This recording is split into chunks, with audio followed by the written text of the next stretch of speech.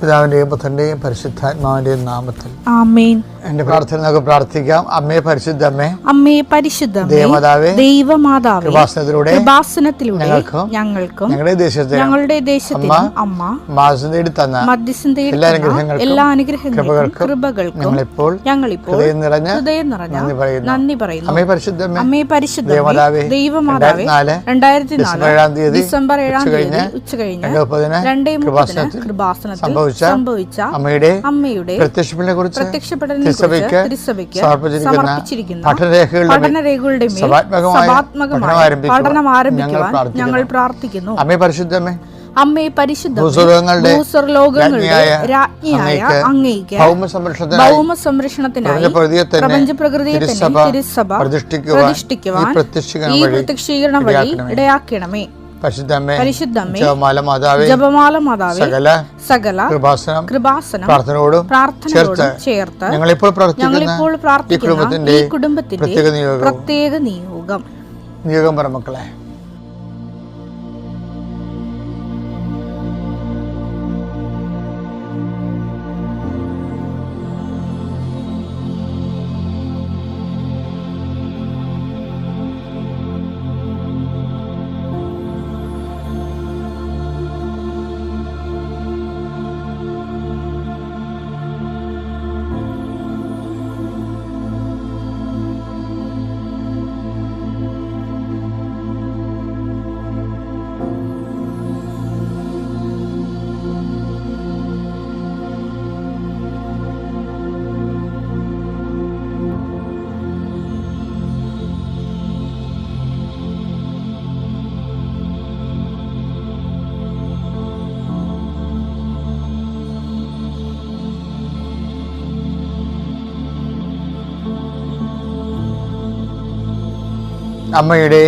അമ്മയുടെ പ്രത്യക്ഷീകരണത്തിന്റെ അനുഗ്രഹവേളയിൽ ഞങ്ങൾക്ക് സാധിച്ചു തരുവാൻ കനിയണമേ. ആമേൻ. വിശ്വാസ പ്രമാണം. സർവശക്തനായ പിതാവും ആകാശത്തിന്റെയും ഭൂമിയുടെയും സൃഷ്ടാവുമായ ദൈവത്തിൽ ഞാൻ വിശ്വസിക്കുന്നു. അവിടുത്തെ ഏകപുത്രനും ഞങ്ങളുടെ കർത്താവുമായ ഈശോ മിശിഹായിലും ഞാൻ വിശ്വസിക്കുന്നു. ഈ പുത്രൻ പരിശുദ്ധാത്മാവിനാൽ ഗർഭസ്ഥനായി കന്യകാമറിയത്തിൽ നിന്ന് പിറന്ന് പൊന്തിയോസ് പീലാത്തോസിന്റെ കാലത്ത് പീഡകൾ സഹിച്ച് കുരിശിൽ തറയ്ക്കപ്പെട്ട് മരിച്ച് അടക്കപ്പെട്ട് പാതാളങ്ങളിൽ ഇറങ്ങി മരിച്ചവരുടെ ഇടയിൽ നിന്ന് 3-ാം നാൾ ഉയർത്ത് സ്വർഗത്തിലേക്ക് എഴുന്നള്ളി സർവശക്തിയുള്ള പിതാവായ ദൈവത്തിന്റെ വലതുഭാഗത്തിരിക്കുന്നു. അവിടെ നിന്ന് ജീവിക്കുന്നവരെയും മരിച്ചവരെയും വിധിക്കുവാൻ വരുമെന്നും ഞാൻ വിശ്വസിക്കുന്നു. പരിശുദ്ധാത്മാവിലും ഞാൻ വിശ്വസിക്കുന്നു. വിശുദ്ധ കത്തോലിക്കാ സഭയിലും പുണ്യവാന്മാരുടെ ഐക്യത്തിലും പാപങ്ങളുടെ മോചനത്തിലും ശരീരത്തിന്റെ ഉയർപ്പിലും നിത്യമായ ജീവിതത്തിലും ഞാൻ വിശ്വസിക്കുന്നു. ആമേൻ. സ്വർഗ്ഗസ്ഥനായ ഞങ്ങളുടെ പിതാവേ, അങ്ങയുടെ നാമം പൂജിതമാകണമേ. അങ്ങയുടെ രാജ്യം വരണമേ. അങ്ങയുടെ തിരുമനസ് സ്വർഗത്തിലെ പോലെ ഭൂമിയിലും ആകണമേ. അന്നു വേണ്ടുന്ന ആഹാരം ഇന്ന് ഞങ്ങൾക്ക് തരണമേ. ഞങ്ങളോട് തെറ്റ് ചെയ്യുന്നവരോട് ഞങ്ങൾ ക്ഷമിക്കുന്നത് പോലെ ഞങ്ങളുടെ തെറ്റുകൾ ഞങ്ങളോടും ക്ഷമിക്കണമേ. ഞങ്ങളെ പ്രലോഭനത്തിൽ ഉൾപ്പെടുത്തരുതേ, തിന്മയിൽ ഞങ്ങൾ രക്ഷിക്കണമേ. ആമേൻ. നന്മ നിറഞ്ഞ മറിയമേ, സ്വസ്തി. കർത്താവ് അങ്ങയുടെ കൂടെ സ്ത്രീകളിൽ അങ്ങ് അനുഗ്രഹിക്കപ്പെട്ടവളാകുന്നു. അങ്ങയുടെ ഉദരത്തിൻ ഫലമായി ഈശോ അനുഗ്രഹിക്കപ്പെട്ടവനാകുന്നു. പരിശുദ്ധ മറിയമേ, തമ്പുരാന്റെ അമ്മേ, പാപികളായ ഞങ്ങൾക്ക് വേണ്ടി ഇപ്പോഴും ഞങ്ങളുടെ മരണസമയത്തും തമ്പുരാനോട് അപേക്ഷിക്കണമേ. ആമേൻ. എന്റെ കർത്താവിന്റെ ഉന്നതമായ നാമത്തിൽ സഭയുടെ അധികാരത്തിൽ കുരിശടയാളത്തിൽ ദൈവശക്തിയാൽ ഞാൻ നിന്നെ ഈശോ നാമത്തെ ആശീർവദിക്കുന്നു. ഇന്ന് നിന്റെ വഴികള്, നിന്റെ ചിന്തകള്, നിന്റെ ആലോചനകള് കർത്താവെ, അങ്ങയുടെ മക്കള് ഇന്ന് പല കാര്യങ്ങളും ചിന്തിച്ചിരിക്കുന്നു, പലരും ആലോചിച്ചുറച്ച് അങ്ങനെ പോകാൻ ചിന്തിക്കുന്നു. ചിലപ്പോൾ ഇത് വേസ്റ്റായി പോകാൻ സാധ്യതയുണ്ട്. ചിലപ്പോൾ ഓരോ ദിവസവും ഇങ്ങനെ വർക്ക് ചെയ്ത് അവസാനം ഒരു റിസൾട്ടും ഇല്ലാതെ പോണവരുണ്ട്. ആലോചനകളെല്ലാം വ്യർത്ഥമായി പോയി. കർത്താവേ, ആലോചനകൾ വ്യർത്ഥമാക്കിയെന്നുണ്ടാകും ഈശോയെ. അങ്ങേ കൂടാതെയുള്ള ആലോചനകളാണ് പലപ്പോഴും വ്യർത്ഥമായി പോകുന്നത്. ബൈബിളിലെ പ്രധാനപ്പെട്ട പ്രമേയമാണ് കർത്താവ് അവൻ്റെ ആലോചനകൾ വ്യർത്ഥമാക്കിയെന്ന്. അഹിതോഫേലിൻ്റെ ആലോചനയെക്കുറിച്ച് പറയുമ്പോഴാണ് ആലോചനകൾ വ്യർത്ഥമാകണത്. ദൈവികമായ പദ്ധതികളെ കുറിച്ച് അല്ലാതെ നമ്മൾ ആലോചിച്ചാൽ ആലോചനകൾ വ്യർത്ഥമാകും. അതുകൊണ്ട് തന്നെ കർത്താവെ, ആലോചിക്കുന്ന ശിരസിനെ അങ്ങ് ആശീർവദിക്കണമേ. അത് നടപ്പിൽ വരുത്താൻ പോകുന്ന സമയങ്ങൾ ബാലാമിൻ്റെ കഴുതയെപ്പോലെ അത് നടപ്പിൽ വരുത്തുമ്പോഴേ കർത്താവെ, അത് അങ്ങ് ആഗ്രഹിക്കണമല്ല എന്നുണ്ടെങ്കിൽ കഴുത വഴിമുടക്കണ പോലെ കർത്താവ് നടപ്പിൽ വരുത്തുന്ന സമയത്ത് അതിനെ വഴിമുടക്കിക്കൊണ്ട് ദൈവത്തിൻ്റെ വഴികളിലൂടെ സഞ്ചരിക്കാൻ ഇടയാക്കണം പ്രാർത്ഥിക്കുന്നു. എൻ്റെ കർത്താവിൻ്റെ ഉന്നതമായ നാമത്തെ ആസ്വദിക്കുന്നു. നിൻ്റെ തൊഴിൽ സംരംഭങ്ങൾ ആശീർവദിക്കുന്നു. തൊഴിലില്ലാത്തവർക്ക് തൊഴിൽ ലഭിക്കുന്നതിന് വേണ്ടി പുതിയ ഒരു വിഷയം അവരുടെ ജീവിതത്തിൽ കടന്നു വരാൻ ഇത് ചെയ്താൽ ശരിയാകും, ഇതാണ് വഴി, ഇതിലേ പോകുക എന്ന് പറഞ്ഞുകൊണ്ട് കർത്താവെ, പുതിയ വഴി കാണിച്ചുകൊണ്ട് ആ വഴിയിലൂടെ ആട്ടിത്തെളിച്ചു കൊണ്ടുപോകുന്ന നിൻ്റെ ഇടയ ചൈതന്യത്തെ ആദരിക്കുകയും ആരാധിക്കുകയും ചെയ്യുന്നു. എൻ്റെ കർത്താവിൻ്റെ ഉന്നതമായ നാമത്തിൽ ഒരു ഗതിയും പരഗതിയും ഇല്ലാതെ ഇരുട്ടുമുടി കിടക്കുന്ന കുടുംബങ്ങളിലെ വെളിച്ചമുണ്ടാവട്ടെ എന്ന് പറഞ്ഞപ്പോൾ വെളിച്ചമുണ്ടായതുപോലെ കർത്താവെ, നിൻ്റെ 100% നിൻ്റെ കഴിവിനാൽ അങ്ങയുടെ മക്കളുടെ ജീവിതത്തിൽ മൊത്തം ഇരുട്ടായിപ്പോയിരുന്നവരുടെ ജീവിതത്തിൽ വെളിച്ചമായി അവിടെ കഴിവ് കൊണ്ടല്ലാതെ നിൻ്റെ കൃപ കൊണ്ട് സംഭവിക്കാൻ ഇടയാക്കണമേ. നിത്യം പിതാവും പുത്രനും പരിശുദ്ധാത്മാവുമായ സർവേശ്വര നീക്കുവാമേ. നമ്മുടെ ബുദ്ധി, ബോധം, കഴിവ്, സമ്പത്ത് എല്ലാം കൊണ്ട് നമ്മൾ ജീവിച്ച് ചില സമയത്ത് ജീവിതം ഇതെല്ലാം ഉണ്ടായിട്ടും നമുക്ക് നിസ്സഹായം നിൽക്കുമ്പോഴാണ് ദൈവം പറയുന്നതാണ്, ഇനി നീ ആകാശത്തിലേക്ക് നോക്കുക, ആകാശത്തിലെ പക്ഷികളെ നോക്കുക. എന്താ കാര്യം? അവ വിതക്കുന്നില്ല, കൊയ്യുന്നില്ല. അതായത് നോട്ട് ബൈ മെറിറ്റിലാണ് അവ വർക്ക് ചെയ്യണമെന്നായി പറയണത്, ബട്ട് ബൈ ഗ്രേസ് എന്ന്. മത്തായി 6:26. ആകാശത്തിലെ പക്ഷികളെ നോക്കുക, ആകാശത്തിലെ പക്ഷികളെ നോക്കുക. അവ വിതയ്ക്കുന്നില്ല, കൊയ്യുന്നില്ല, കളപ്പുരയിൽ ശേഖരിക്കുന്നുമില്ല, എങ്കിലും നിങ്ങളുടെ സ്വർഗസ്ഥനായ പിതാവ് അവയെ തീറ്റിപ്പോറ്റുന്നു. അപ്പൊ നിങ്ങളുടെ കഴിവുകളെല്ലാം അസ്തമിച്ചിരിക്കുന്നു. അസ്തമിച്ചുകൊണ്ട് ആത്മഹത്യ ചെയ്യേണ്ട ഒരു ആവശ്യമില്ല. എന്താണ്? ദൈവത്തെ പ്രത്യാശർപ്പിച്ചാൽ മതി. ദൈവത്തെ എന്താണ്? ഞാൻ ആൾക്കാർ വഴിമുട്ടി, അളമുട്ടി, ഗതിമുട്ടിപ്പോയ ആൾക്കാരോട് ഞാൻ പറയുന്നത്, നിങ്ങൾ ഫ്രീ ആണ്.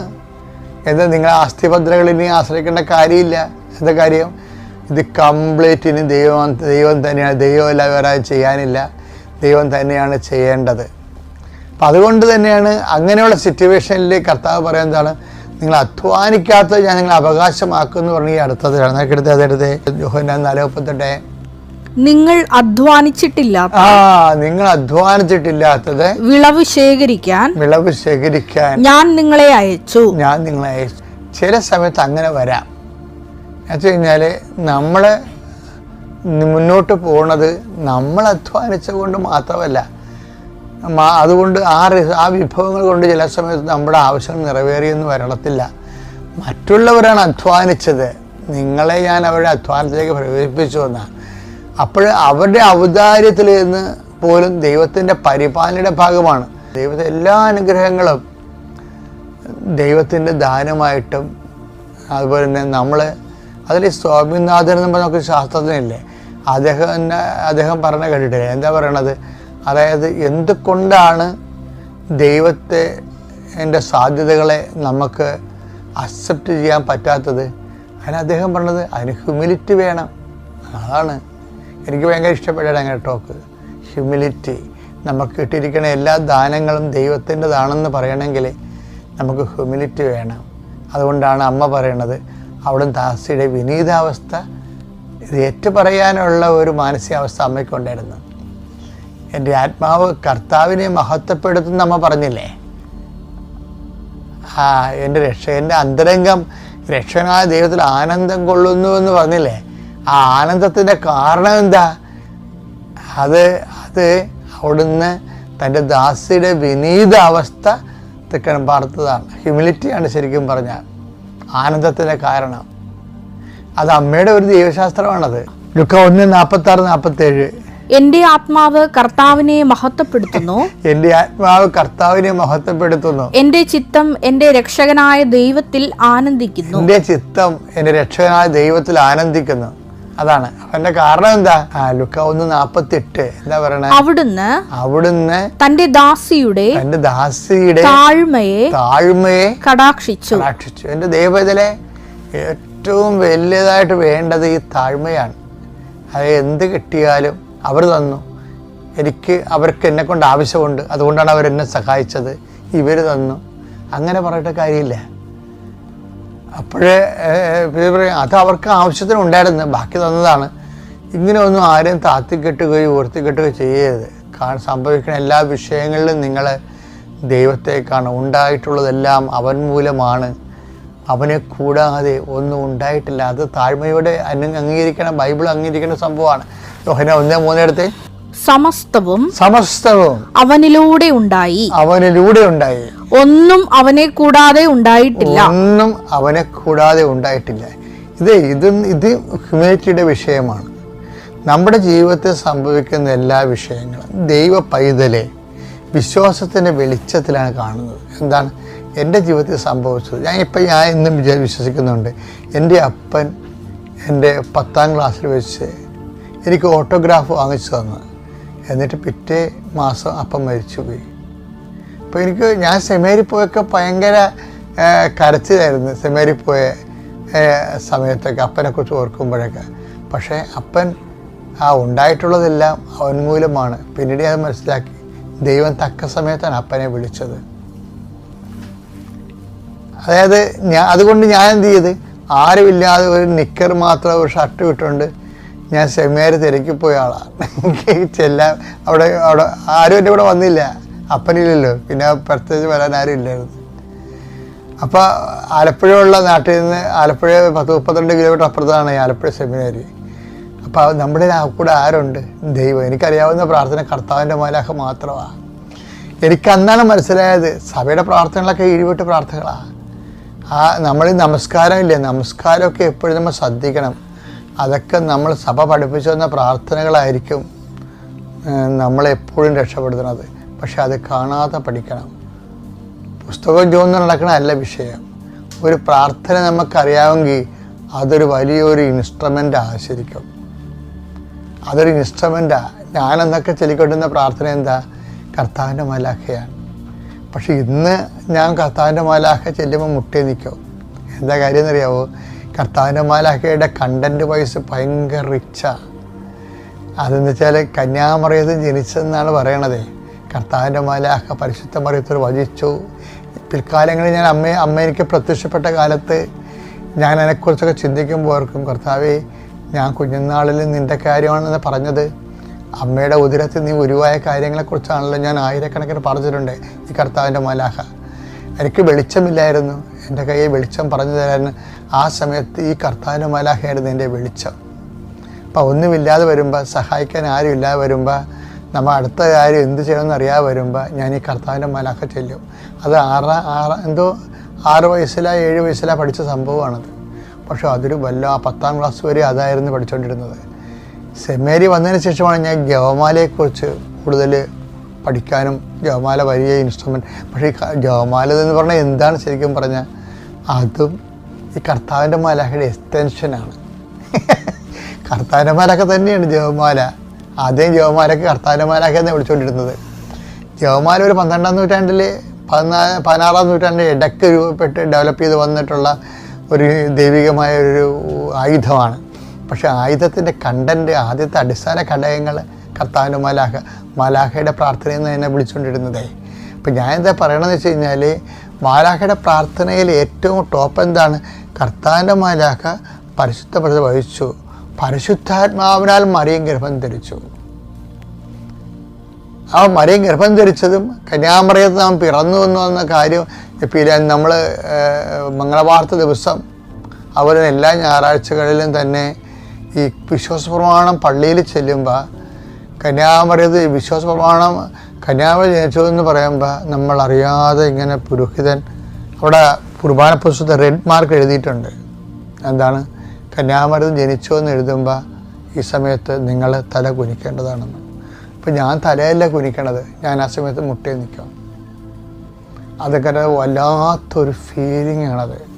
കന്യാമറിയത്ത് ജനിച്ചു എന്ന് പറയണത് വല്ലാത്ത എന്ന് വെച്ചാൽ ഇതിൻ്റെ മുഴുവൻ നമ്മൾ നേടിയ നേട്ടങ്ങളെല്ലാം, ആത്മീയമായ എല്ലാ അനശ്വരമായ നേട്ടങ്ങളും അടിസ്ഥാന ശിലയെന്ന് പറയുന്നത് ഈ കന്യാമറിയം ജനിച്ചു എന്നുള്ള സംഭവം മനുഷ്യാവതാരത്തിലാണ്. അത് ദൈവത്തോട് 1000 ഹൃദയത്തോടെ നമ്മൾ നമ്രശിരസ്കരായി ഒരു ജന്മം മൊത്തം നിന്നാൽ പോലും അത് മതിയാവത്തില്ല. അത്രയും വലിയ രഹസ്യമാണത്.